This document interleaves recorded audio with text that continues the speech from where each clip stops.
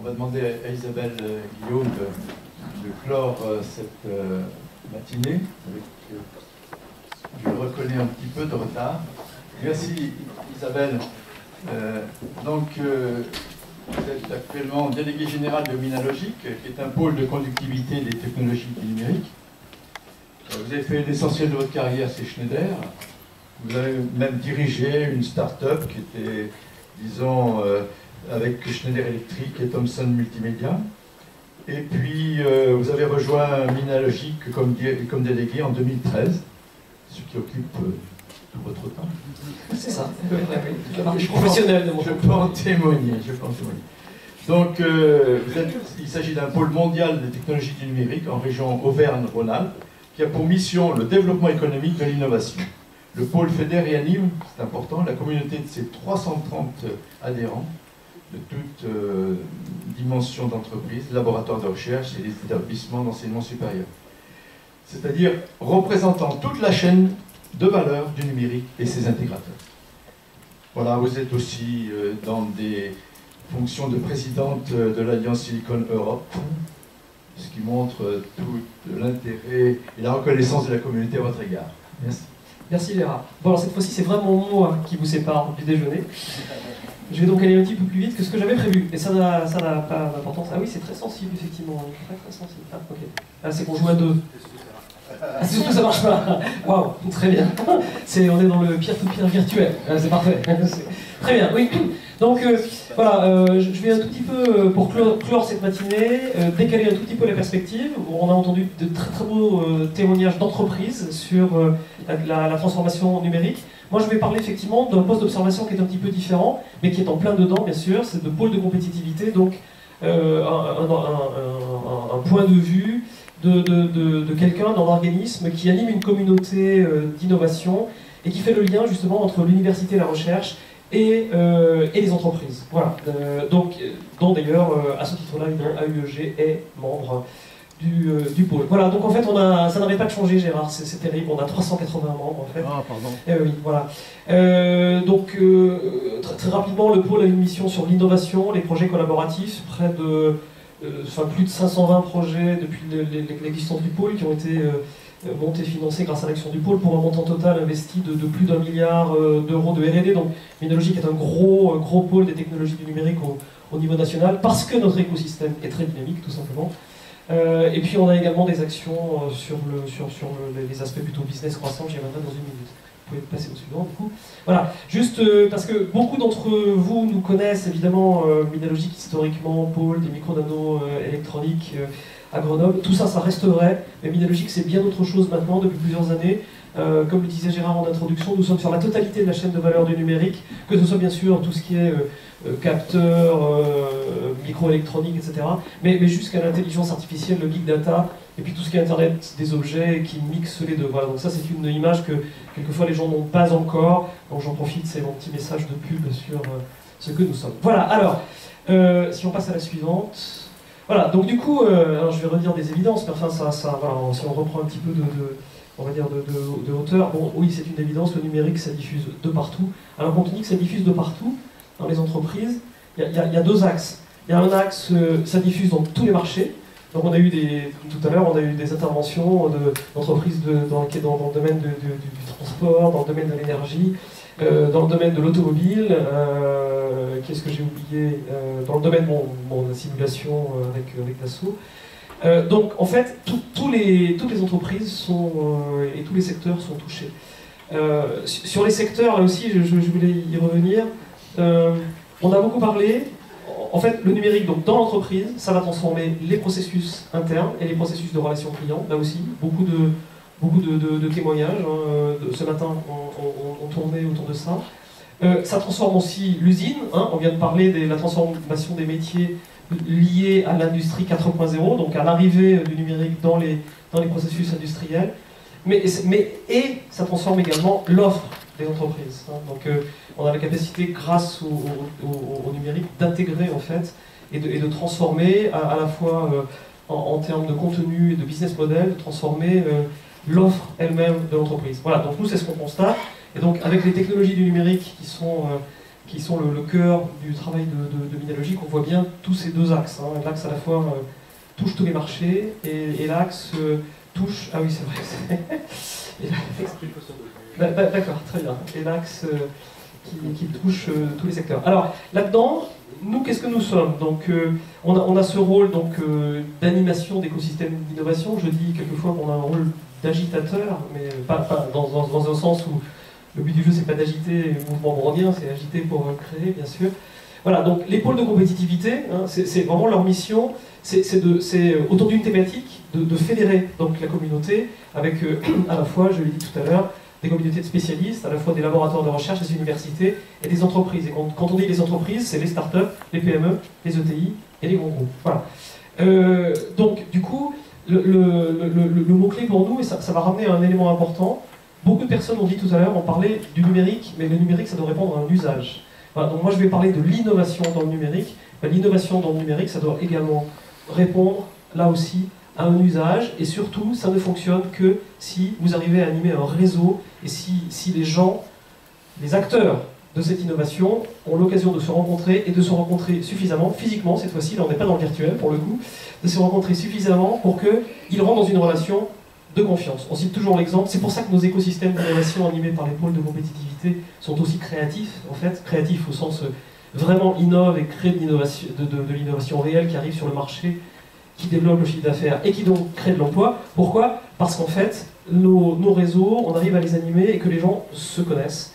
Et comme on dit souvent, avant de pouvoir échanger une idée peut-être d'innovation avec un collègue, enfin justement pas avec un collègue, avec quelqu'un d'un autre organisme, s'il faut déjà avoir signé trois accords de confidentialité, ça ne va pas le faire. Voilà. Donc on a ces caractéristiques sur la région en général, mais tout particulièrement à Grenoble quand même, c'est dans l'ADN de Grenoble. Je rappelle d'ailleurs que le modèle des pôles de compétitivité, m'a-t-on dit, ont été créés sur le modèle de ce qui se passait à Grenoble, donc c'est vraiment très, très vieux, très ancré dans l'écosystème.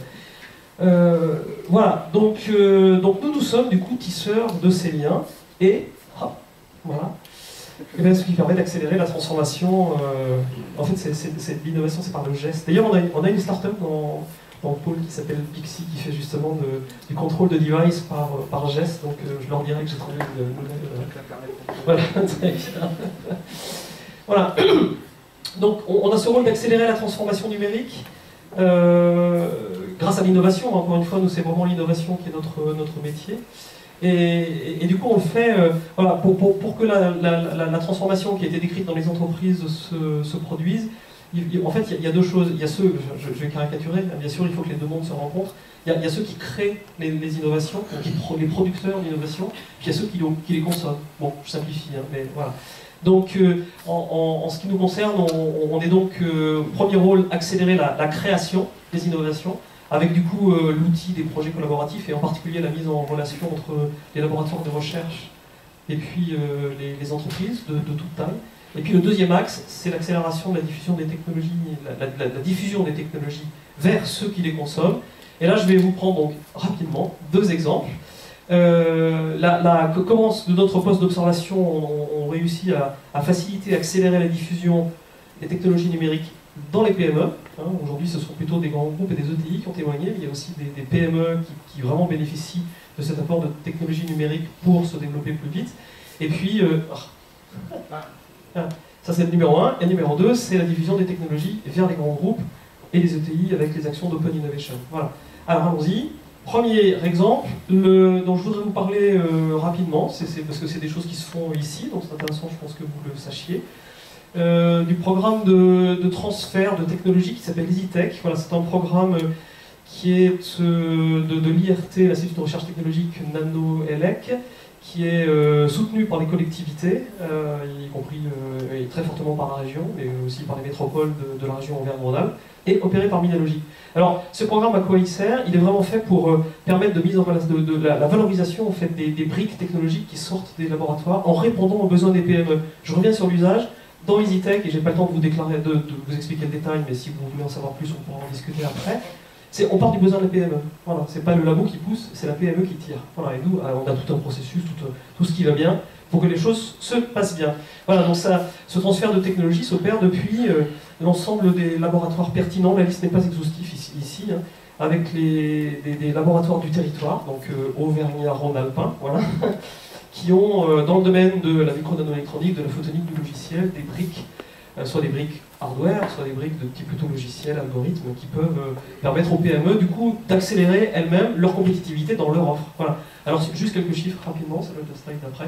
Voilà. Donc, quand même, c'est un programme qui, des fois on parle de programme et puis il n'y a pas de réalisation. Là, depuis 4 ans, on va dire, depuis le début du programme, la première année c'était le ramp-up, il y a plus de 168 projets réalisés. Donc on est à peu près là, en régime de croisière à une 40-45 projets réalisés par an.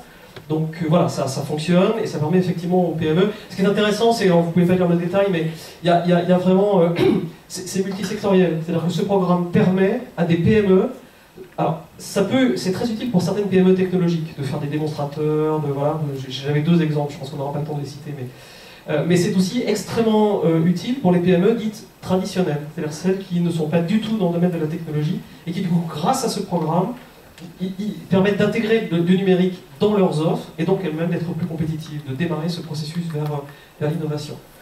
Voilà. Voilà. Je peux essayer quand même, non? Non? Là, j'essaye. Non. Ah, si, voilà. Oui, bah, voilà, donc juste, je les cite, les 2 exemples que je vous avais mis. Donc, Arrival, donc voilà un exemple de société technologique, c'est une start-up ici issue du CEA qui développe un nez électronique. Donc, des applications, ils en découvrent tous les jours. Sur, ça permet en fait de, je simplifie, il photographie les odeurs. Et donc on peut les classer, et donc typiquement en contrôle qualité, maintenant on est capable de faire un contrôle qualité sur est-ce que ça sent comme ça devrait ou pas, ou est-ce que ça sent comme d'habitude ou pas. Je vous laisse imaginer les... Bon, voilà, bref. Et ben voilà, donc avec ce projet, le projet leur a permis... Oui c'est bon, le projet leur a permis de passer de ça, démonstrateur, à ça, produit fini. Voilà, enfin produit fini, un premier produit vendable. Donc voilà, ça c'était pour une société technologique, ça avait été fait avec le CEA. Deuxième exemple, extrêmement rapidement, alors là on est dans une société traditionnelle, c'est une société qui fait de l'emballage textile pour viande et qui développe des gants en fait pour se protéger quand les gens découpent les viandes, pour ne pas le doigt avec, si vous voyez ce que je veux dire. Voilà. Et voilà, donc en fait, une société qui n'est absolument pas dans le domaine technologique, qui revillait, cherchait une solution pour pouvoir améliorer la traçabilité de ces gants, parce que voilà, il ne faut pas qu'ils soient utilisés plus de 50 fois, bref, je vous passe les détails. Donc ils peuvent être, mais bon, ils vont être lavés, donc bon. Voilà, donc le projet leur a permis en fait, avec des étudiants, avec un plateau étudiant d'une des écoles d'ingénieurs de Grenoble-INP, celle située à Valence, les ISAR, de pouvoir en fait voilà, développer un prototype qui est prêt maintenant à industrialiser, à commercialiser, d'un gant avec un traceur RFID, blablabla. Je n'ai pas le temps de donner le détail, mais c'est juste pour le dire. Voilà, donc ça c'était le premier axe de transfert de technologie dans les PME. Voilà, donc c'est ce que en tant que pôle on favorise et on facilite. Le deuxième axe, et ça concerne bien sûr les entreprises qui ont témoigné ici, puisque un certain nombre d'entre elles y sont déjà passées, pas toutes, ce sont, voilà, c'est la mise en relation efficace, on va dire, entre les startups, les PME et puis les grands groupes ETI. On l'a bien compris ici, tout grand groupe ou toute ETI a vraiment des enjeux de transformation numérique et chacun les prend voilà, vraiment très bien. Et à un moment donné, peut être vraiment intéressé à ce qui n'a pas été abordé aujourd'hui, c'est la notion d'innovation ouverte. C'est-à-dire qu'à un moment donné, quand on est dans un grand groupe, bien sûr, on a énormément de capacités de R&D, mais on ne peut pas tout faire soi-même quand même. Et moi, je rencontre de plus en plus de groupes et de TI qui sont vraiment très à l'écoute du marché, on va dire ouvert, et des innovations à intégrer pour eux-mêmes être plus compétitifs. Et c'est notre rôle de favoriser ça, parce que justement, on a cette communauté d'adhérents innovants qu'on connaît bien, et donc on peut faire quelque chose de très ciblé. Voilà. Alors on a ce format qui s'appelle Journée Open Innovation, qui permet d'être dédié à un groupe pour être de manière très ciblée, faire rencontrer environ une 50aine chaque fois de start-up PME qui correspondent vraiment aux besoins exprimés par de grands groupes. Voilà, donc on en a fait une avec... les exemples sont juste après. Voilà, on va passer aux exemples si vous voulez bien, et c'est mon dernier transparent, Gérard. Voilà. Donc voilà, trois exemples ici, dont 2 qui sont avec des sociétés qui sont dans la salle. Je vais commencer par Raymond. Frédéric a été très modeste tout à l'heure, parce que il a parlé de beaucoup de choses, mais quand on parlait justement de la notion transformation de l'industrie et de mettre l'humain au cœur. Côté PEGI, côté SNCF, vous avez vraiment bien montré tout ça. En fait, Raymond a un grand projet de transformation de son usine, sauf qu'il a souhaité faire justement en coopération ouverte avec l'écosystème d'innovation. Et donc on a fait cette journée Open Innovation ensemble. Et avec du coup vraiment une vision de comment est-ce qu'on transforme en partant de l'homme. Voilà, donc ça c'était quand même particulièrement intéressant. Je vous laisse lire, c'est ce qui avait frappé du coup la dirigeante Laurence Hubert, qui fait une société qui fait du big data, des algorithmes de big data, qui est donc un des membres du pôle. Voilà. Voilà, à droite, on a fait une journée, donc ça à Raymond c'était en début d'année, Safran c'était l'an dernier, où là effectivement, pareil, le même principe, vous voyez les témoignages en fait, côté des startups ou des PME, c'est une occasion vraiment de pouvoir aller proposer ces innovations. Et puis je vais terminer par Schneider Electric. Là, cette fois-ci on va se mettre du côté de celui qui a reçu les innovations. Donc là, c'est une journée qu'on a fait avec le directeur, enfin avec la business unit énergie. Schneider, c'est grand, n'est-ce pas? C'est pas Xavier qui va dire le contraire.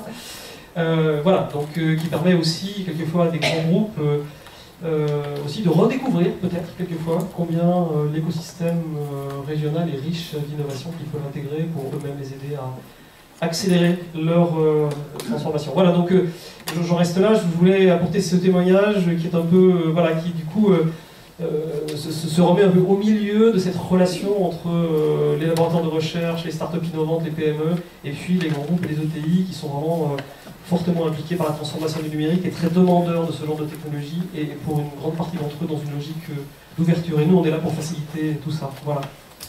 Merci. Merci Isabelle d'avoir concentré votre exposé avec tant de clarté.